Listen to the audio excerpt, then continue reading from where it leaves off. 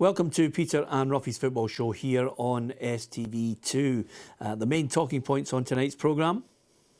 Sean Maloney returns to Celtic as under-20s coach. Jamie Walker's back in for Hearts. And Neil McCann thinks home advantage can help Dundee defeat the Invincibles. Just a few of the talking points on offer tonight. Alan Ruff is alongside me, Peter Martin, and happy to welcome our bookroom guest, St Johnstone midfielder Chris Millar is here with us, and we've got quite a lot to talk about. Some of it painful for Chris with regards to the League Cup, but we have to talk about these things. We'll look back at some of the results from last night, and of course the League Cup quarter-final draw as well. Here's the back page headlines for you to mull over, just in case you've missed them. And the Daily Record, it's Pedro Caixinha raving about Morelos. Scored a couple of goals for Rangers in their 6-0 rout of Dunfermline. And Neil McCann ready to take on the Invincibles as Dundee, of course, draw Celtic in the quarter-final draw for the Betfred Cup. Here's the Sun. And again, reference to the Morelos performance and also the goal from Paul McGowan as Dundee defeated Dundee United in the derby. Here's the Mail. Once again, Morelos catching the headlines. Paul McGowan, fantastic picture of him scoring from that pass from Scott Allen. And there's also a reference in the sidebar there to possibly D-Day for Patrick Roberts to decide, well, Man City first and foremost, to decide whether he's going to go back to Celtic on loan. And the Courier, no surprise, it's all about the Dark Blues victory over the Tangerines of Dundee United. So that's the back page headlines. There were some interesting games last night, and I have to say, none more so than Rangers rampant 6-0 against Dunfermline, Ruffy. Yep, and I'm sure every Rangers fan at that game would be really pleased with that. The season they've had a great start, and the players that have been brought in are beginning to produce the goods. As far as the striker's concerned, it's good to get into a new club and start scoring goals, and he looked reasonably good player last night. Yep, of course, Pedro Caixinha was talking today about getting the wins is increasing the team's spirit. There's confidence going through the team right now. It's always important to build over the winnings and give the confidence to the players and take the players to their real values of the potential they have. So they are believing in themselves. They are believing in themselves as a team, and that's make me really happy. Chris, as you well know, as a professional footballer, sometimes you have to take a little bit of time to settle in. Some of the players at Rangers are settling into a new country, a new culture, a new environment, and of course they've then got to settle into a football team and get to know the manager's way of thinking. The nightmare was progress. Niederkorn, slowly but surely they're starting to get it together. I think if you look at the results of our pre-season, we played the Melodors and you could see the way they wanted to play football from the back, and it's just a case of bedding in. New players, as you say, new team, players coming and going. But since then, obviously, the European results was disappointing, but the results pre-season have kicked on, and obviously it looks now as if they're scoring goals and the confidence will be really high. Yeah, and I sense, Ruffy, that a lot of the Rangers fans are now getting more positive and confident about what's happening there now and what they're witnessing.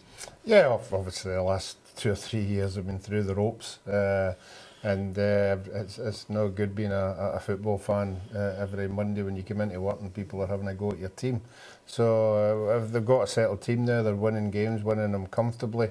And when you're at Celtic or Rangers and you're winning comfortably with 50,000 fans behind you, it's a joy to actually go in, week out and play these games. I think the test with Rangers and Celtic is always when things aren't going well. You know, when you've got players and a team who've never played in front of 50,000 and things aren't going well, that's when you're looking for a reaction, and that's when you're looking to see who's going to stand up and be counted. But as it is just now, winning games is much easier to deal with. Yeah, you can tell the confidence is high. I don't think anybody had anticipated Bruno Alves being a free kick specialist to fire one in, and an absolute cracker. Oh, it was brilliant technique. When you saw him line up, I thought, why is he hitting it? But obviously proved me wrong, stuck it away right in the top corner. Brilliant finish. Yeah, so that's a set piece. There'll be 3 or 4 people able to do that, Cranchar being another one, Ruffy. But slowly but surely, all roads are leading towards Ibrox Saturday. It's just got the makings of a superb game. I'm so looking forward to it. Well, it's 2 teams firing on all cylinders, 2 teams scoring lots of goals. Both of them will get into the game with confidence. And you're right, this is the game, although it was a very, very good result last night, but this is the game when people start judging each other. You know, this is the game that whoever wins it will obviously, after the game, will be shouting through the roof about how good they are and where they're going to be.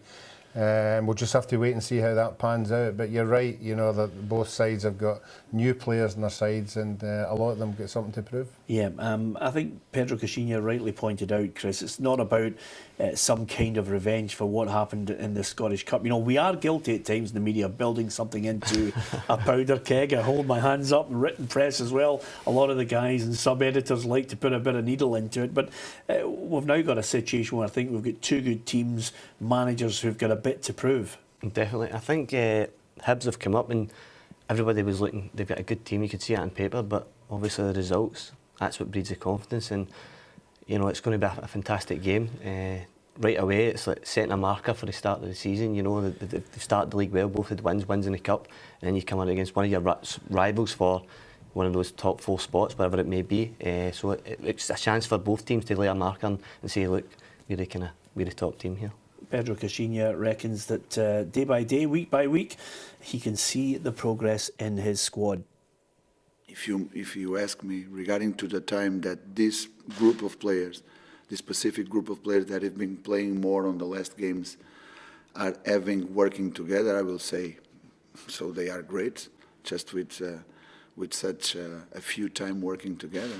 So that means that some of them, like Bruno, like Dorrans, they are just with 4 weeks training. That means they get the physiological or the fitness levels that normally everybody discuss between 5 and 6 weeks.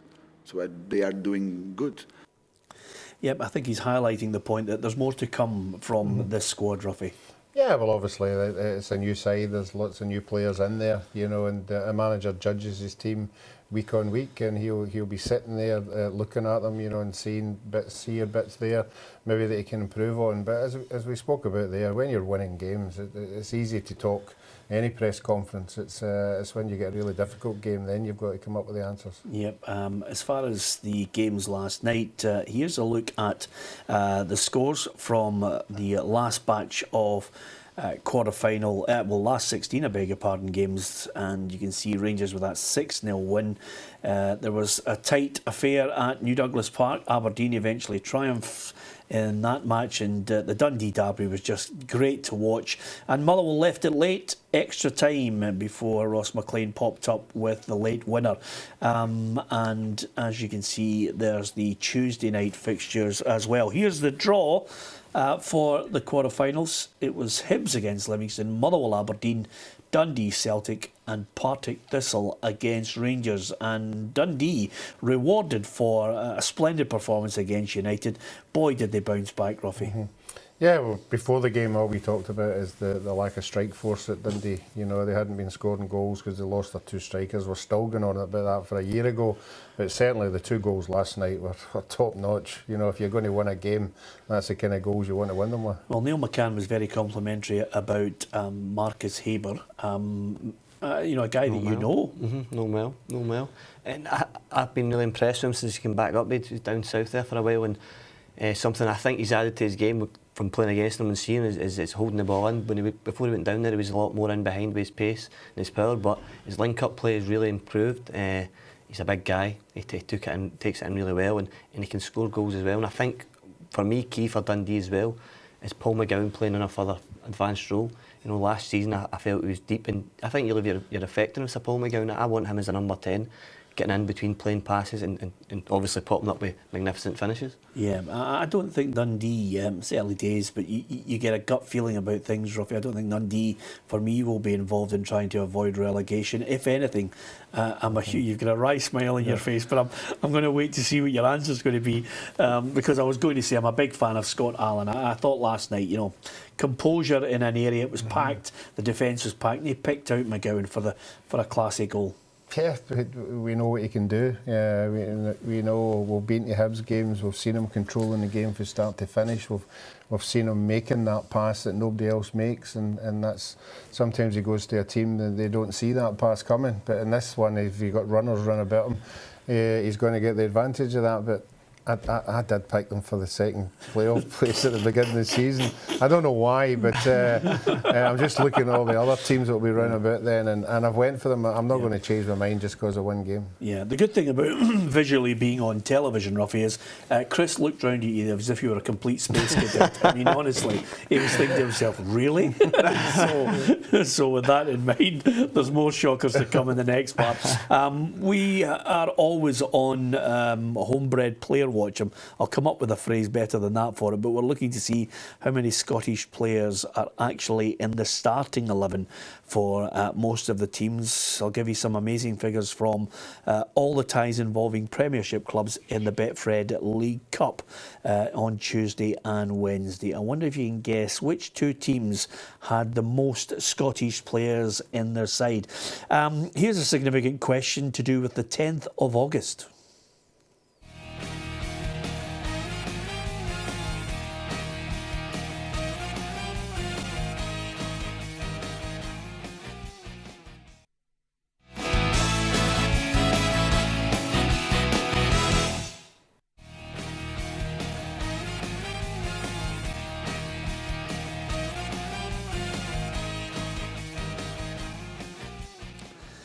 Devastating news at the time, Ruffy. I was just a boy, couldn't believe that he was joining Liverpool, but when he did join Liverpool, I instantly became a Liverpool fan. When you have a hero when you're young, you just think to yourself, you just follow him everywhere, and I just thought he was magnificent. Yeah, and in the light of Kevin Keegan retiring, I don't think the Liverpool supporters knew what they were going to get. I don't think they knew anything about him until he actually arrived, and we all know what happened after that. Am I right in saying that he scored the goal in the European Cup in his first season?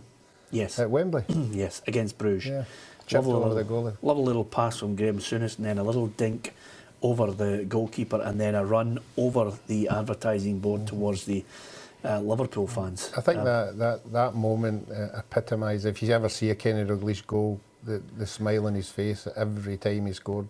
Yeah. He just loved every minute of it. Yeah, absolutely. There's a great piece actually in the Daily Record today with Ian Callaghan. They were interviewing him, and he said exactly what you just said. I didn't know too much about Dalglish, but when he joined them, I think everybody quickly forgot about Kevin Keegan because he was just so good. I would imagine you would only see him from video clips, Chris. Definitely. So my dad always spoke about him, just his all-round play as well. Not only his goals, the way he brought our players into playing. To be voted one of the best Liverpool player ever, I think it just tells you exactly what he did down there. Yeah, over 100 goals for Celtic and for Liverpool as well down in a league which was rippling with quality players, and of course proves the point, Ruffy, that you can actually become a world-class player even with a big backside. I mean, that's the key there, because he was brilliant at shielding players, wasn't he? He was fantastic. He had a turn on him, that even the best defenders in the world just didn't know where he was going. But he had a finish as well. And we all talk about the present-day player with the physique everybody's got, and that. It wasn't like muscle-bound or anything like that. He just had a natural ability and a gift that we all saw. Yeah, absolutely. Ian Rush's best comment about him is he used to say to him, "You make that run there," and Rush look and think, "What are you talking about?"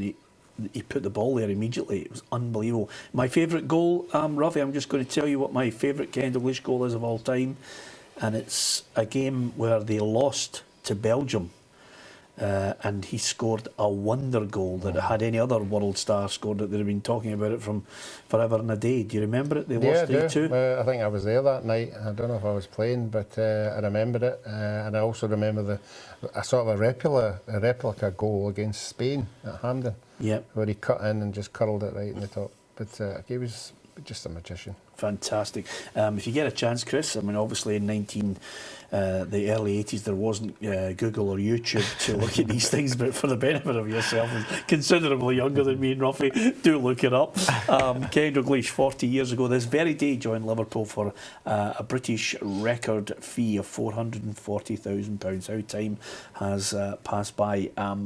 Listen, I've got to mention the other two teams. I think it would be remiss of me not to. Well done to Motherwell. Left it late, Ruffy, but in the end they got through. Yeah, and a good start again. I thought they were unfortunate the weekend not to get anything out of that game with Rangers, but certainly going up to Ross County, we all know how difficult it is up there, but Ross County haven't actually started yet. But no, that's a good result for them. Yeah, and Aberdeen, they've slipped up on a couple of occasions. I've been watching them down at New Douglas Park, but no mistake this time. Kenny McLean, who's been the subject of some transfer interest from Rangers, but Aberdeen, despite the disappointment of Europe, have bounced back. I think I saw Dale actually the other night there at the game, and he was talking about the European game as well, and he was just how disappointed he was with that. But obviously, you refocus, and the Cup is always somewhere that they can get some success. They've been in the past two finals there last season, so they'll be wanting to go one better this year. And going to Hamilton is tricky. It's on that Astro, it isn't ideal.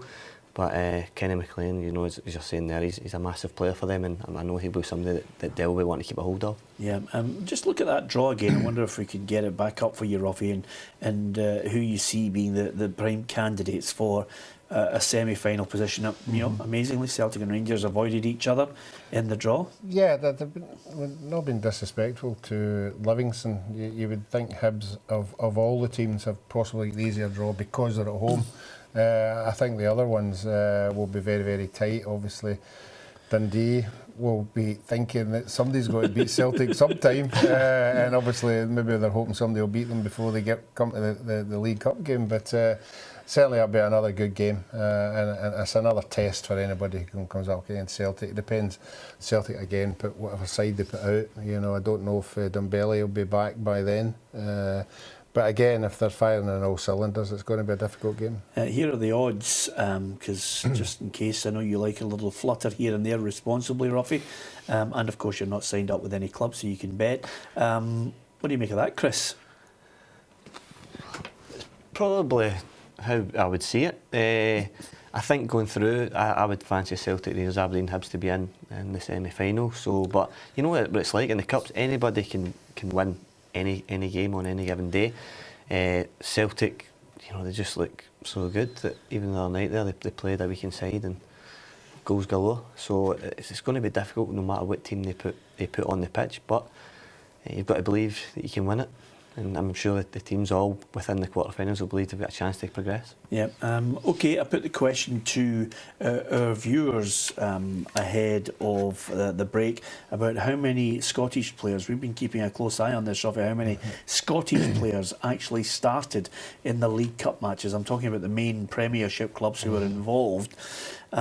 Two of the teams had 9 players who were homebred players, and of course Chris's boys, you were on the mark with it. 9 of the players that started in your starting 11 were from Scotland, and the other team was Kilmarnock. Yeah, they've got a lot of homegrown players, a lot of young players there as well. We played them at the start of the season, and you know, I think they're just missing in the middle of the park that experience. They had a few boys out, Stevie Smith, Gary Dicker as well. You know, and that gives them that experience in the middle of the park. Obviously found it tough against a rampant Celtic the other night there, but you know, I think they still got enough. They signed Lee Irwin, who came on in the game against us and looked a real good player, looked a really good signing. Him with Chris Boyd, I think, could make a good partnership. You know, there's goals in there. Yeah, surprisingly, Ruffy, the only team with the least amount was Motherwell with 2. Yeah, well, I think it's the English coming into certain teams. You know, there seems to be a good value down there for teams like Motherwell bringing up English players, and they've been doing that quite a lot. I mean, I don't think Kilmarnock would have been high up last year when the other manager in. You know, when there was a big influx of English players coming in there. But certainly it's where the best value is, and some clubs with the budgets that they've got have to go down that road. Yep. You'll be happy with your old side, Partick Thistle. This is what Alan Archibald, the manager, had to say about the cup draw. We've not been very lucky with draws in the past, so it's fantastic we've got a home tie, and that's all we asked for. So To get to a final, you've got to beat the better teams, and we're on our own patch, so hopefully it's a right good cup title to look forward to. When we said that to the players after one the other night, that's how close you are to Hampden, one game away from Hampden, so no, and we're at home as well, so no, we really look forward to it, and a great performance the other night, and hopefully when it comes around we put a performance in that merits us getting through to the next round. We've been trying to come up with teams that we think are going to be fighting relegation, who's going to be in the playoff, who's going to be relegated, Chris. It's so difficult to call, especially until you get to the end of a transfer window and see what late business either manager is able to do. But I don't see Thistle being involved. I don't know why. I mean, such a good season last season. I think they're a team that I've always liked to watch and admire the way they play. Al Atswell's done a fantastic job there, and he's got continuity for last year as well. I like Edwards has scored an unbelievable goal against us the other night, which was disappointing from my point of view. Yeah. But I think the only area maybe they lack a wee bit is up top. I think they need help for Chris Doolan, you know. But in saying that, the young lad that started for them up night, I was really impressed with. Ran a channels well, was strong, took the ball in well. The only thing he lacked was a wee finish, but I'm sure that'll come. I think he's a young kid. Yeah, and of course they've got a big match at Firhill tomorrow night against Celtic. Here's the manager's take on the opposition.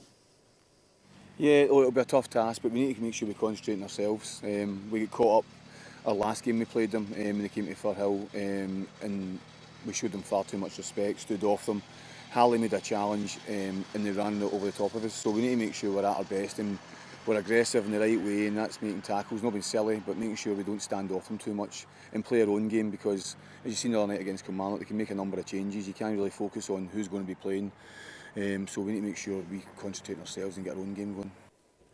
Yep, they don't seem to change regardless of the change in the starting 11. They play that familiar Brendan Rodgers style, Ruffy. Just a couple of points I want to get your thoughts on. Obviously, you know, it'll emerge shortly whether they're going to get Patrick Roberts or not. I think that's something that Celtic, as you can tell, are keen to get over the line if it's on. Yeah, particularly if it's a loan deal. You know, I don't think Celtic want to splash £5 or £6 million. I think if we got him for another 18 months, it'd be good. But as I said before, the interesting thing is we know he can play in different positions, but again, for me it's Forrest or Roberts, you know, and that seems to be the case. And I think Roberts is the guy who's got to make his mind up if he goes back to Celtic. You know, will he still be in and out the side, or does he want to go to a club who he wants to play week in, week out? Yeah, and just briefly, I think Aberdeen would have really liked Sean Maloney. I think injuries have taken their toll on him, Chris, and he's decided to take up the offer of a coaching role at Celtic. It's funny, I'm good pals with Sean, and we used to, when he was at Celtic, and obviously I moved away when we came through as kids, but we've always kept in contact. And one of the things he said to me when we used to have coffee is like he didn't see himself getting a coaching role. So obviously that's changed over the years, but it was a player that right from when I first saw him, I thought this guy's going to go and have a fantastic career, and so it's proved. You know, injuries I think have cost him, you know, going even further. Yeah. I really do think he was that good, but he's a fantastic career, and obviously when you've had something like that, if you can pass on that knowledge to the kids at Celtic, and so be it. So I wish him all the best in his new venture. Yep, you never know what can happen in a football life or even in a broadcasting life. I haven't told Ruffy yet that when you chuck football, it could be the Peter and Chris's football show. I haven't broken it to him yet, but I think it's on the cards, to be perfectly honest with you.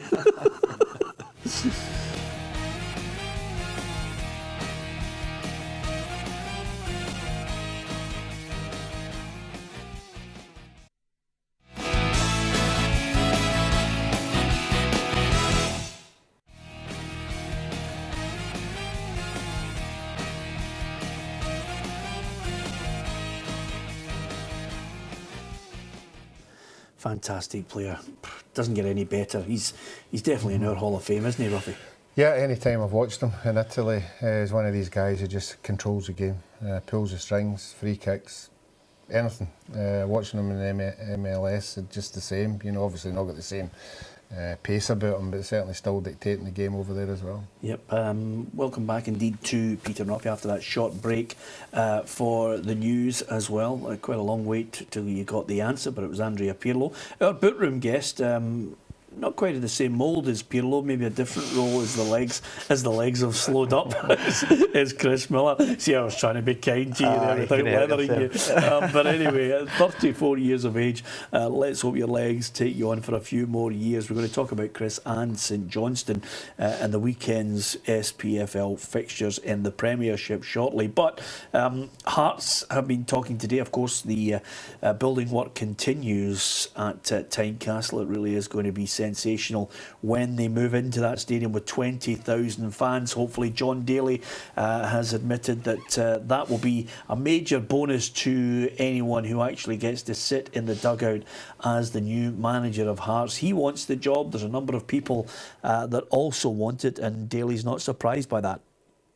The size of the club, the size of Hearts as a club, with the fan base, the new stand, the ambition of the club, you know, it doesn't surprise me that there's some experienced managers putting their names in, and I'd imagine there's managers probably that have jobs that would love this job as well. So no, it doesn't surprise me at all. But as I said, we can just focus on what we can do and leave everything else to the people that make them decisions.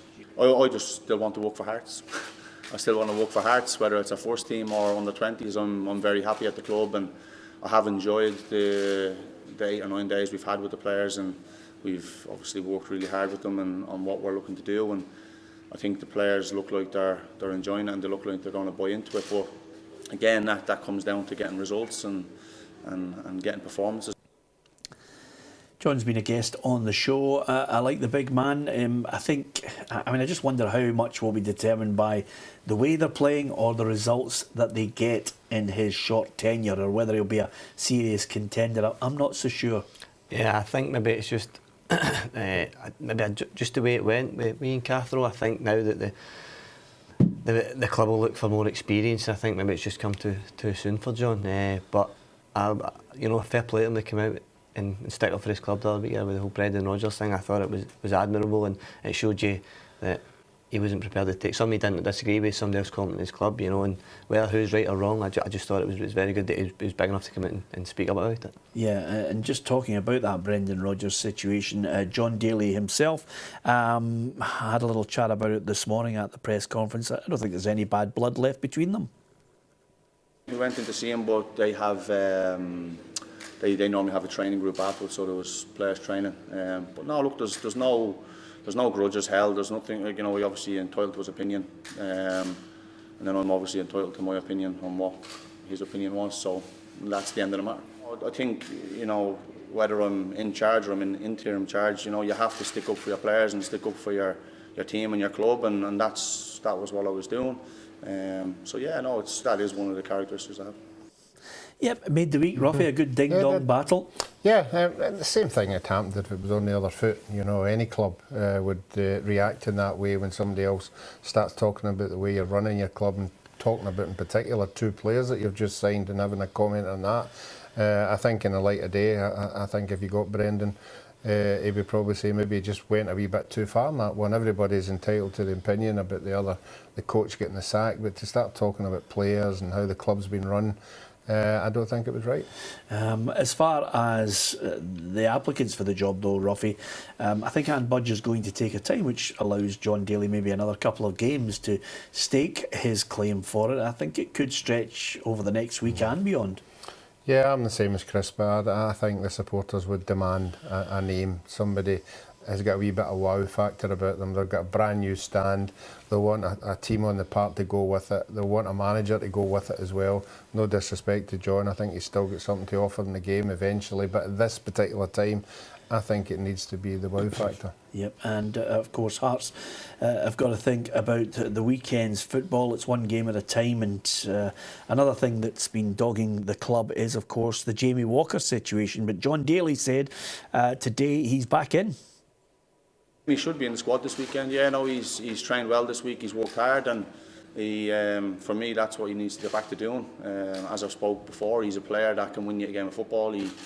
He can score goals. He can produce something from nothing. He's a match winner, and he's definitely someone that will be back in the squad, whether that's starting or on the bench. He will be involved in some way.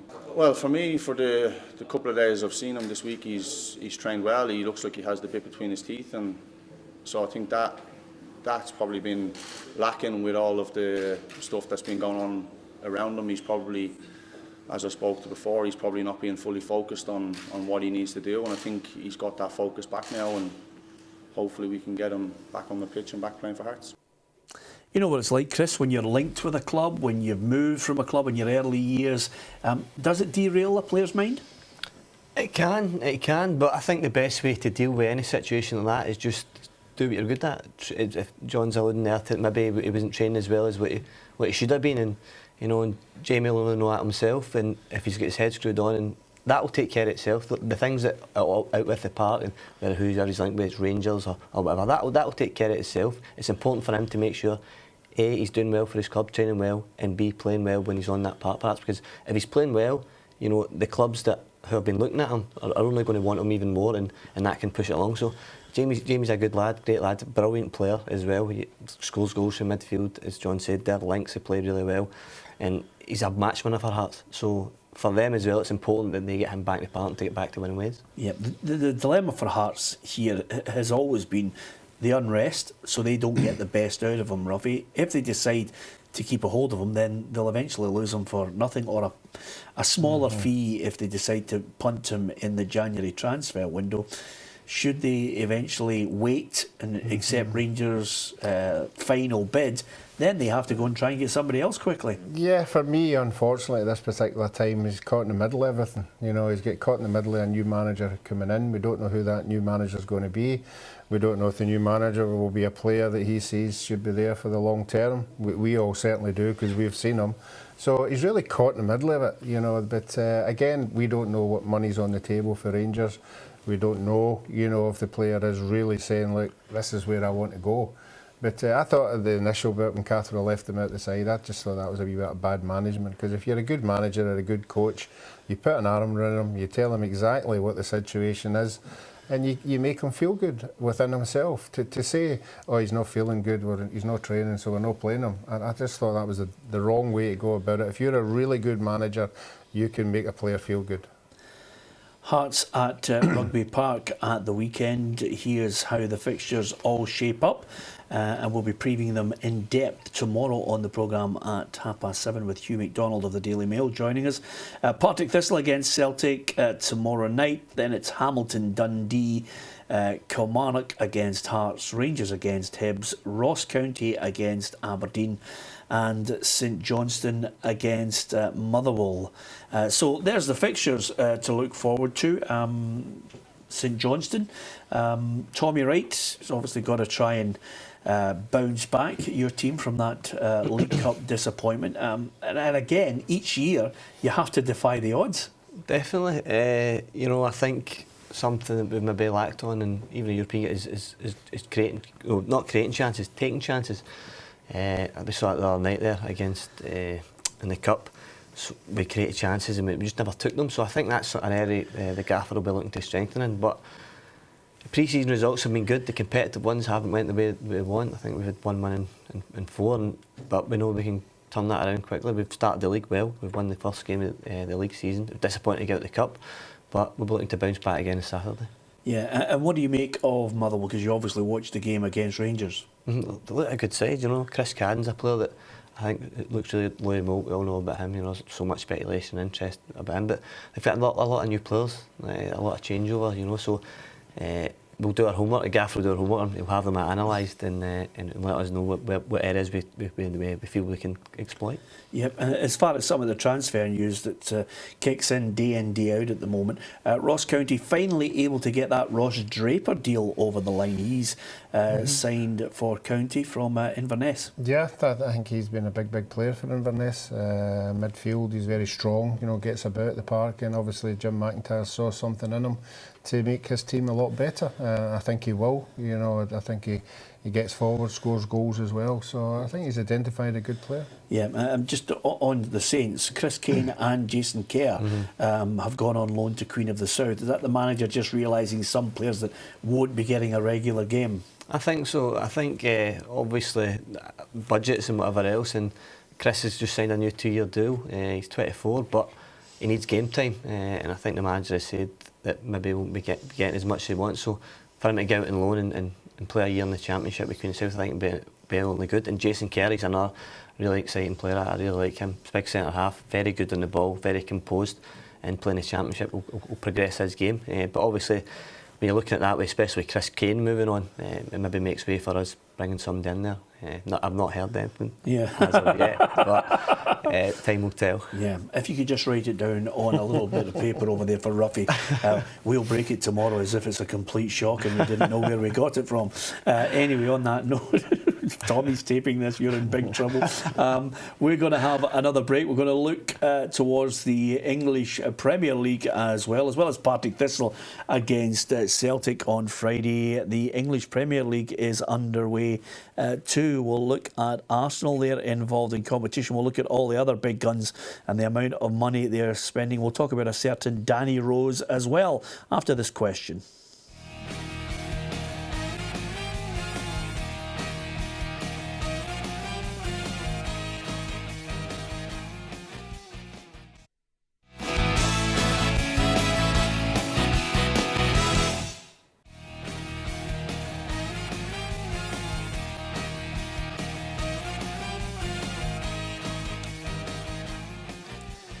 Too easy, Ruffy. I was actually going to put in 1973 and then I thought if I put 73 in, you'll be all over it. Whereas Chris just jumped in and said Kluivert right away there. But Johan Cruyff... See, I know your favourites.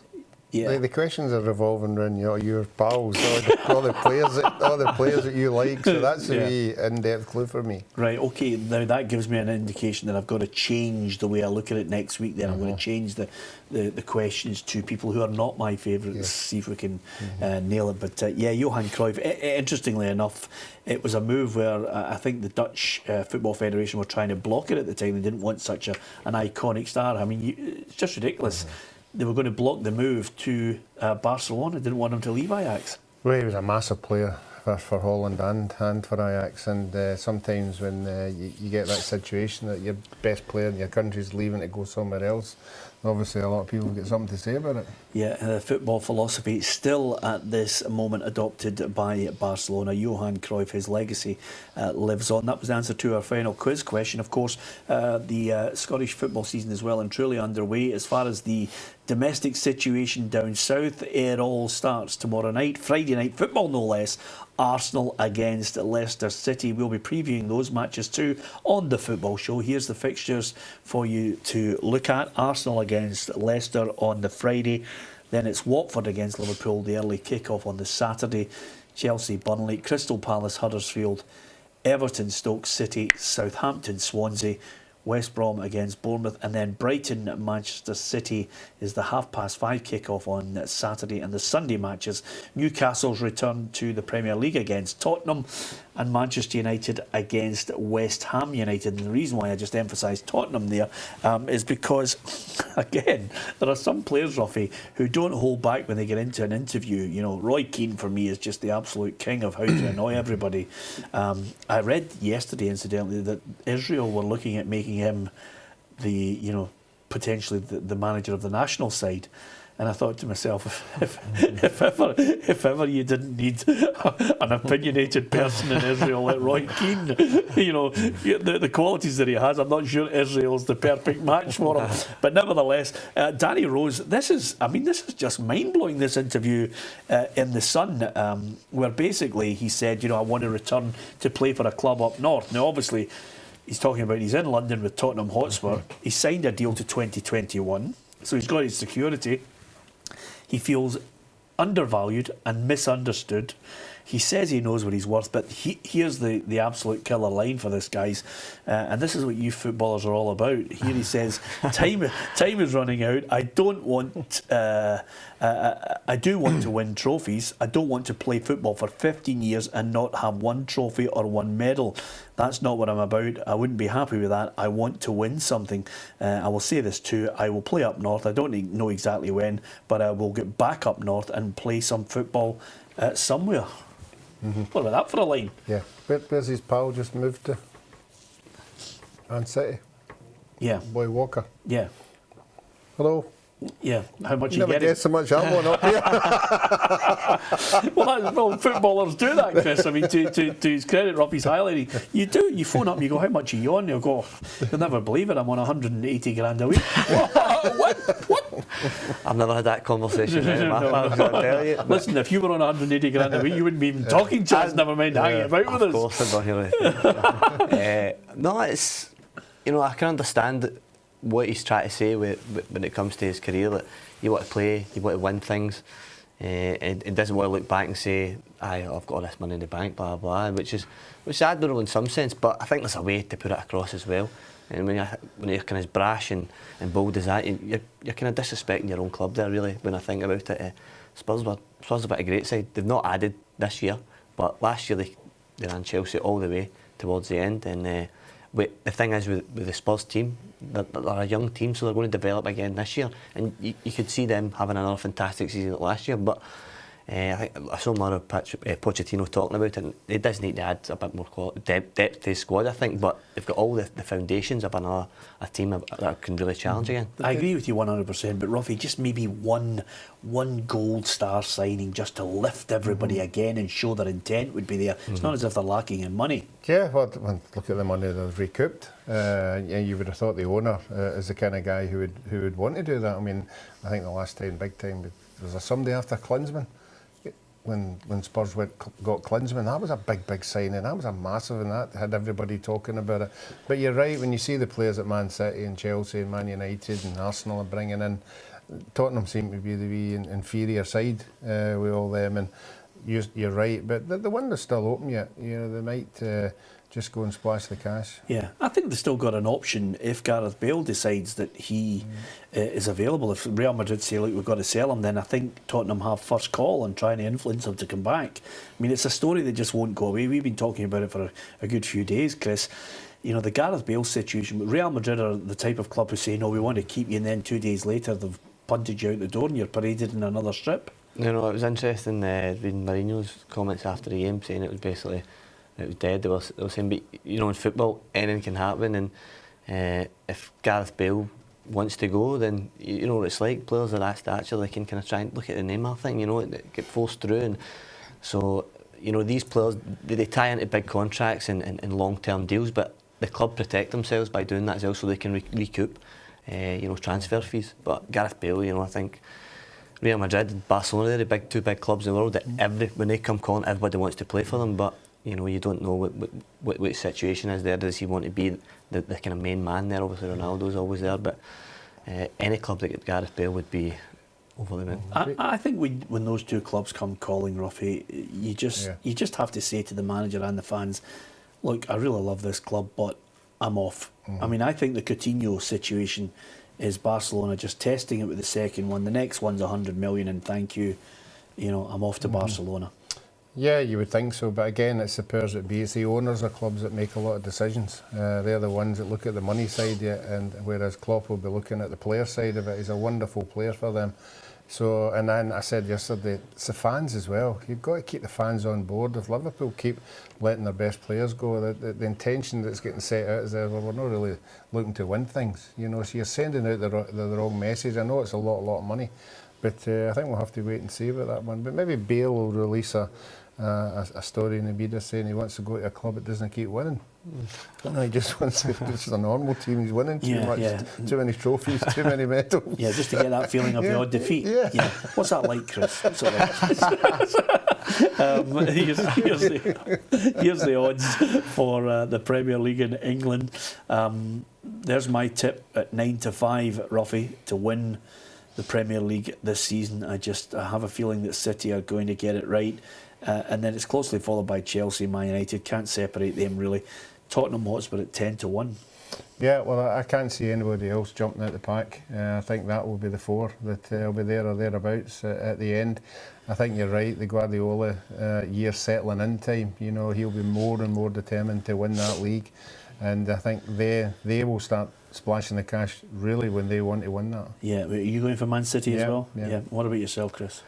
It's difficult. One friend, I've always been a Man United fan. Yeah. And, you know, watching them under Mourinho, I think the second year of it doesn't really get it wrong most of the time. The second year, so I've got a wee soft spot for Man United, so I'm going to pull for them. Obviously adding Lukaku, and I think Matic for Chelsea, and that's another one. You see that's the power of the owner. That I think you saw Conte talking about it, and he basically said I didn't want him to go. So you know, I think that'll be a massive signing for them as well. You know, that kind of defensive midfielder who just gets it and gives it and keeps everything ticking over. Yeah. Is Manchester a place you've always wanted to play? Yeah. Well, to be fair, it never came knocking, but Jose, I'm here. Yeah, exactly. I'm available. I just wish it was Liverpool, but they just can't seem to take that step back into the top clubs competing for the Premier League. You might think differently. Thanks to Chris for joining us on the programme. I'm going to finish off with something just to emphasise the fact that on Saturday, after our 4-hour football show that starts at 2 o'clock on STV2, we bring you goals, of course, updates, all the action, opinion as well, and reporters at the key games across the Premiership and the Championship in Scotland. We'll keep you up to date with League One and League Two, and we also will cast an eye over the Premier League in England. But right after that, at 6 o'clock on STV2, it's our second week of covering the racing. This time, after Hamilton Racecourse last Saturday, we're off to Ayr Racecourse for some top-class racing. Once again, Stuart Lovell and Craig Swan of the Daily Record will be joining us in the studio. Jim Delahunt will be down at the racecourse, and you know, you just got to keep an eye on Jim and what was happening behind him in this particular part of our show last week. Serious injury he actually had. He's a very, very competent pilot indeed, and he rode that Jacob's Pillow very well. He's in the next race, which you're about to preview on Alpha Delphini.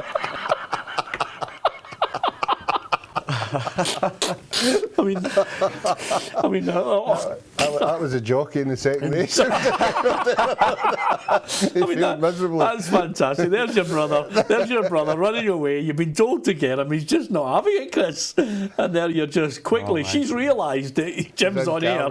Boom! There you go. You're embarrassing me here in the shot. That's fantastic. Memories there, Ruffy, of sister and brother relationships. I'll still never forgive my sister for throwing me off the top bunk bed, but that's another story for another day. We all have one. Thanks to Chris. Good luck for the rest of the season. In fact, the whole season, Chris Miller. And from Ruffy and myself, join us tomorrow night at 7:30 if you can. Good night.